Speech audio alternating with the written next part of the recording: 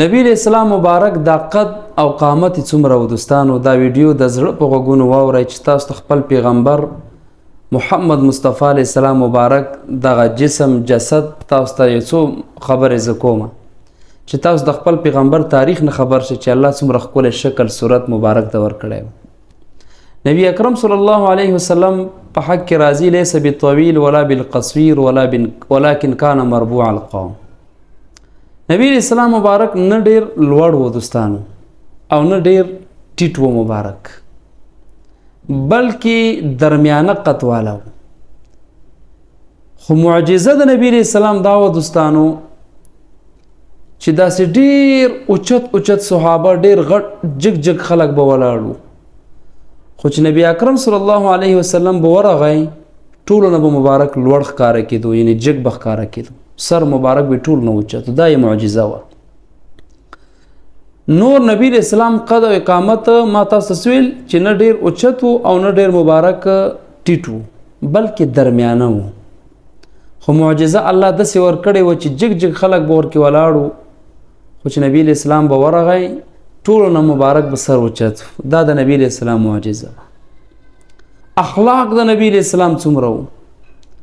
اخلاق الله دومره ښکلي ورکړي و دوستانو چې د مبارک به دا تندی هر ټیم کولا و.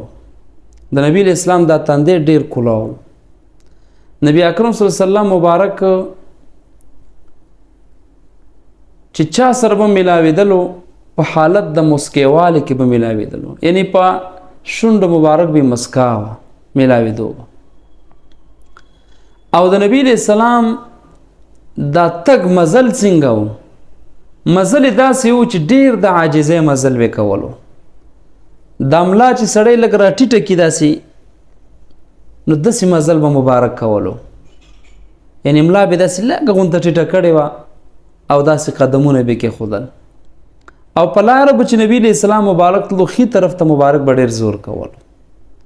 نو عزیزانو د نبی اسلام مبارک لاسونه څنګه وو، خپې مبارکې څنګه وي، او مخ مبارک څنګه و.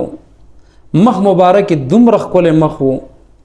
بی عایشه صدیقه رضی الله عنها فرمایي چې ما یو شپه په خپله کمره کې ناسته وم، ګنډل مې کول، څه کپړې ګنډلې زنانه خو دا کار وي. وی ما نه د جامو ستنه ورکه شوه. هغه ټایم کې خو داسې بلپونه دا بجلیانې نه وي، ډیوې وي. خو بی عایشه فرمایي زمون کور کې ما سره ډیوه هم نه وه، ستنه رانه ورکه شوه، ډېر ورپسې ګرځېدم، تلاش مې کول خو پیدا مې نه کړه. وی په دې ټایم کې نبي اکرم صلی الله علیه وسلم را دننه شو. وی چې هغه را دننه شو هغه ته الله رب العزت دومره ښکلی مخ ورکړی و چې د هغه مخ رڼا د وجې نه م هغه ورکه شوې ستنه پیدا کړه. دومره ښکلی مخ الله رب العزت ورکړی و. نو د نبی اسلام مبارک دوستانو دا یو څو حالات د بدن مبارک ما تاسو ته بیان کړل.